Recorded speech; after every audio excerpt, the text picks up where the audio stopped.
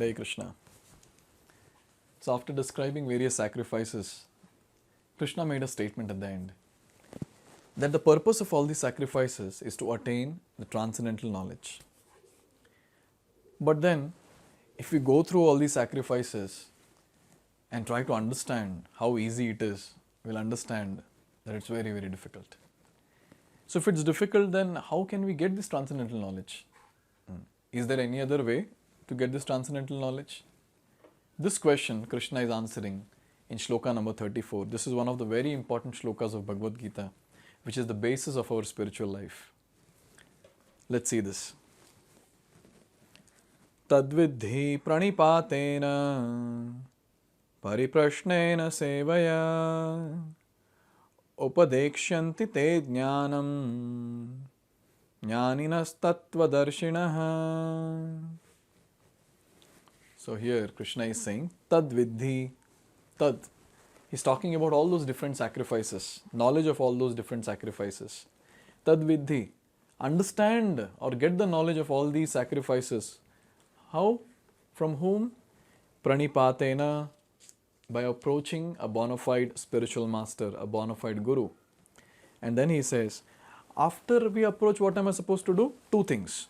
Pariprashnena and sevaya. He says, Pariprashnena, submissively inquire from him. Second, Sevaya, render service unto him. Then he says that these self-realized souls, Jnanini, these are all Jnanis, they are all self-realized souls. Upadekshanti te jnanam, they will impart all the knowledge onto you. Upadekshanti, they will impart. How come? How come they are able to impart this knowledge? How are they special? Tattvadarshinah. They have seen the truth. So this is a very important shloka, and Prabhupada is giving wonderful gems in this particular purport. If we just follow this, surely attaining perfection in this very lifetime is possible. So here Prabhupada starts the purport with, the path of spiritual realization is undoubtedly difficult. So it is difficult. When we see so many instructions given in Bhagavad Gita, it feels like, how can I do it? I have so much to do in my own material life, and along with that in spiritual life, to progress, very, very difficult. But then there is a way. There is a shortcut to this particular thing. And what is that? The Lord therefore advises us to approach a bona fide spiritual master in the line of disciplic succession from the Lord himself. This is the shortcut. Instead of we ourselves endeavoring and trying to get whatever is the needful, better we go and ask the person or take that knowledge from the person who has already attained perfection. And such a person is called as a guru or a bona fide spiritual master. And here Prabhupada says the bona fide spiritual master's qualification is he should be in guru disciplic succession. Why should be he in guru disciplic succession? What difference it will make? He says, the Lord is the original spiritual master. Krishna is the original spiritual master, Adi Guru. And a person in the disciplic succession can convey the message of the Lord as it is to his disciple. This is the reason why a person should be in parampara. There are 4 paramparas. We have Lakshmi Sri Sampradaya, starting from Lakshmi. She got the knowledge from Krishna. Then Rudra Sampradaya, Lord Shiva, he received the knowledge from Krishna, and from him the parampara starts. Kumara Sampradaya, the 4 Kumaras received the knowledge from Krishna and they gave it down. That became a parampara. And finally the 4th one, that is Brahma Sampradaya, in which Lord Krishna gave knowledge to Brahma and he gave it down to the descendants. And in ISKCON we follow Brahma Sampradaya. So these are the 4 bona fide Sampradayas. So it is very important that a guru should be part of either of the 4 Sampradayas. Then he can be called as bona fide, or he cannot be accepted as a guru. He should be completely rejected if he is not part of these 4 Sampradayas. Because he will not be able to impart the knowledge as it is given by Krishna. Independent study of books of knowledge can one progress. Not by independent study of books of knowledge can one progress in spiritual life. So this is a nice point. Now we have got Bhagavad Gita, the Shloka Day videos are there, and so many books are there, PDFs are available online, so much of material is available. So one may say that, okay, I'll study by myself. What is the need of a guru? So here it's very clearly mentioned that we cannot progress in spiritual life just by our own endeavor of studying some books here and there. So what one has to do? One has to approach a bona fide spiritual master to receive the knowledge. Such a spiritual master, he is the person who will actually give us the knowledge. And then when we approach him, what are we supposed to do? Such a spiritual master should be accepted in full surrender, complete surrender. Complete surrender means whatever he says, that's final. There is no question of second thought after he speaks. That is complete surrender. And second, one should serve the spiritual master like a menial servant without false prestige. Normally in this world, it's very, very normal, to have a lot of false ego that I am something.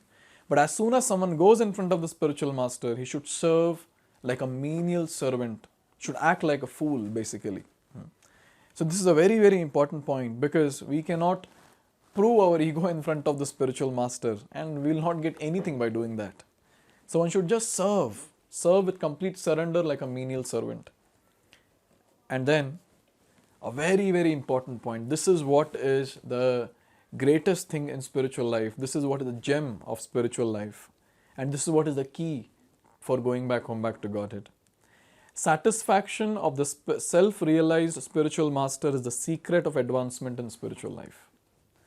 So by our service, by our mood, by our humility, if we can please our spiritual master, then if he is pleased, we'll be able to advance in spiritual life, or else very difficult. So this is the most easiest way to attain perfection in this human form of life. See, life is short. We need something, so that we need some process by which we can attain Krishna quickly. And this is that, pleasing one's spiritual master. And here it is given, unless there is submission and service, enquiries from the learned spiritual master will not be effective. One may go and ask a lot of questions, but then those inquiries will be effective only when these two things are there, submission and service. So here the word pranipata basically means submission or surrender, and it also means paying dandavats to the spiritual master. So when we approach the spiritual master, we should pay dandavats, our obeisances, complete obeisances, with humble mood and submissive mood. And obviously, one should render service to the spiritual master. He is giving so much to us. He is giving Krishna to us. What else can someone give us? Or what great thing is there beyond Krishna? Krishna se tumhar Krishna dete paro tumhara shakti aache. So he has Krishna, he can give Krishna to us. He has that power. So what we are supposed to do? Little bit of service we can render. Yes, with complete submission and service. And then here it is given that one must be able to pass the test of the spiritual master, and when he sees the genuine desire of the disciple, he automatically blesses the disciple with genuine spiritual understanding. See, spiritual life is different than the material life. In material life, in our professional courses, we just go through a concept multiple times and we get it. But then in spiritual life, this is not valid. We read 100 times, we might not be able to understand it or realize it. Because in spiritual life, what is important is realization, not by-hearting and trying to get the information. So how will we get that realization in the heart? How can we get that? Here it is given. So spiritual master will put a lot of tests. At that time, the disciple should pass the test. And when the spiritual master sees that, yes, he has got a genuine desire to attain perfection, then he will impart the knowledge, he will give the necessary realizations. Because he is a realized soul, he can give us realizations. Even if the person has no knowledge, suppose even if the disciple is illiterate, having no knowledge, but if the guru decides that I want to give him realizations, I want to impart him the transcendental knowledge, he will get it, even if he is illiterate. This is the beauty of approaching a guru and rendering submissive service. And here at the end it is given that a bona fide spiritual master is by nature very kind towards the disciple. This is a very nice thing. A realized soul, the one who has attained Krishna, the one who has attained perfection, he is very, very kind, he is very, very compassionate.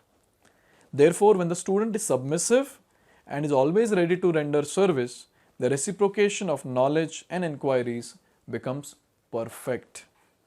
So again, this point is made that the student should be submissive and should be ready to render service.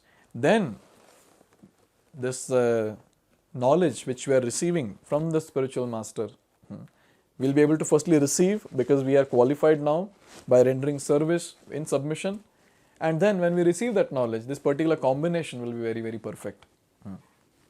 So in this way, if someone really wants to attain Krishna at this very lifetime, break this cycle of birth and death, attain perfection this very lifetime, that person should approach a pure devotee, a perfected soul, a realized soul, and after approaching him, in submissive mood, render service, and when he is pleased, he will give us that knowledge.